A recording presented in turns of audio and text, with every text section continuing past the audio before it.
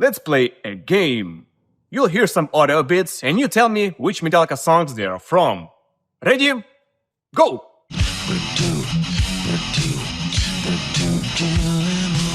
So which song is that? If you said Harvester of Sorrow, you'd be wrong because that's actually a Dyer's Eve Riff tape. Next one. Damage Inc., you say? Nope, because that's actually Disposable Heroes demo. Right, another one. I'm sensing some hesitation in your... That must be Orion. Nope, that's actually Sanitarium demo. You've got one last chance.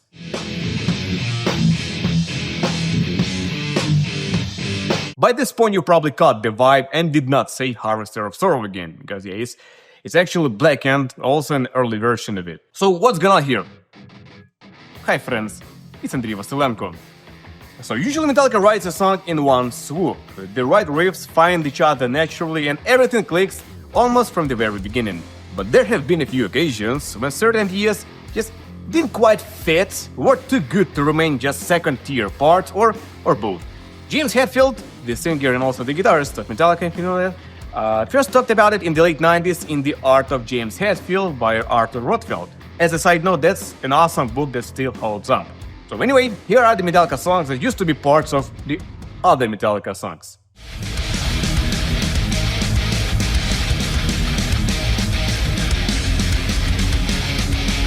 Can you believe that the kick-ass main riff from Damage Incorporated used to be just a supporting part in Disposable Heroes?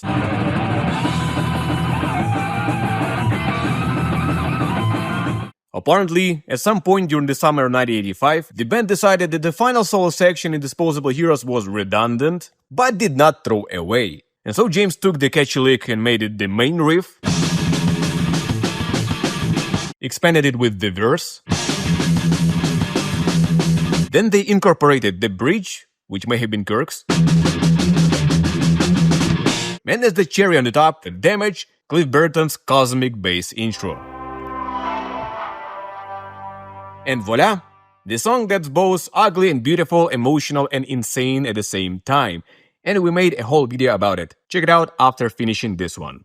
And let me take a minute to thank you, the dear members of the channel, who have been waiting for this video to arrive for months. And your patience, dedication and support, I cannot really put into words how I appreciate it. And you can join these awesome people via the link in description. After Ride the Lightning, Metallica were feeling more like experimenting and trying to combine contrasting ideas within a single track.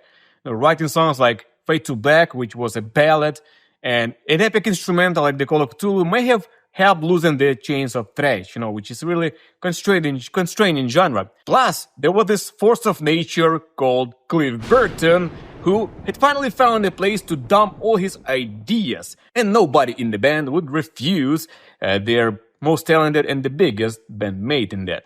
The only time they had to intervene and curb Cliff's creativity was when he insisted on playing all the harmonies and Orion's interlude on lead bass. Well, 3 basses worked in Beltle's intro, so why not push the limits, right?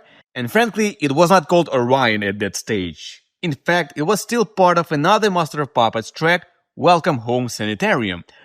Well, that title did not exist yet either. The double demo is labeled Sanitarium on the recent reissue, but they used to circulate the internet under the name Only Thing.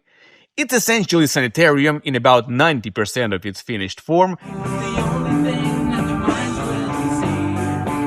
plus the middle bit of Orion, which was also pretty much complete. And here's where things get confusing. This early recording of what would become Orion features, though buried in the mix, an extended bass solo by Cliff Burton,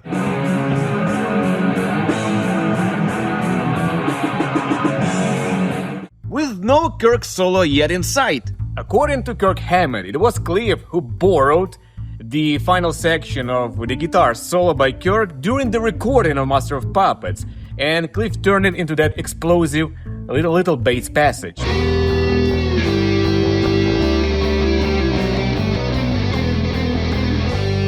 I think Kirk told me that originally he was supposed to play the solo there. Kirk was. he was away from the studio, and then he came back the next day, and Cliff took his solo, basically. But the demo of Orion, while it still was part of Sanitarium, made in 1985, suggests the opposite, that it was Cliff's idea of the extended lead part. So what came first? Like the chicken and egg, Kirk or Cliff's solo in there? Who knows? Anyway, the band eventually realized that only thing was worth splitting into 2 separate tracks, and that was the right choice, I reckon. And now we get to the riff that bounced around the future Justice album until it finally landed in, or rather became the basis for Harvester of Sorrow.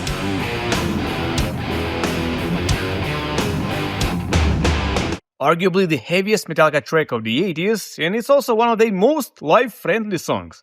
Harvester paved the way for Sad But True, They Gotta Fail, and much of the Black Album in general, and it almost never came into existence. First, it was just a breakdown in Blackened,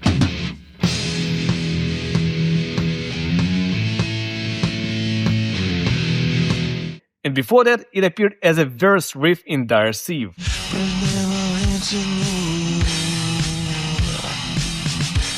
In my opinion, in Blackened, the riff works almost as well as the one Metallica eventually replaced it with.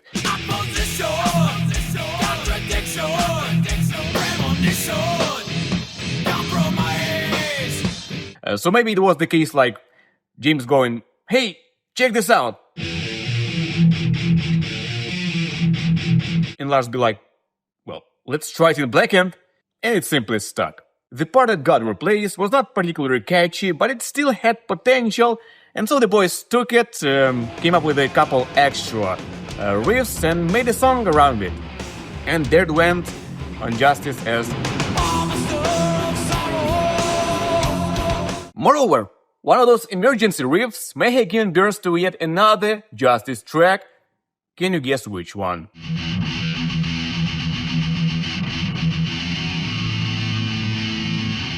Yeah, Metallica really operated like a waste-free production back then, that even fairly mid ideas would turn into classics. Despite what Lars might say. There's a case from the more recent Metallica history. You know the song All Night Long from Death Magnetic?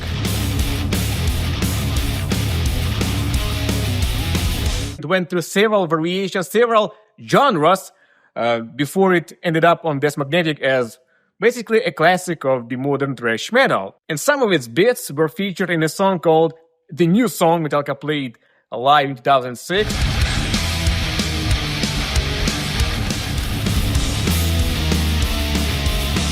Alongside several riffs from the other would-be Death Magnetic tracks.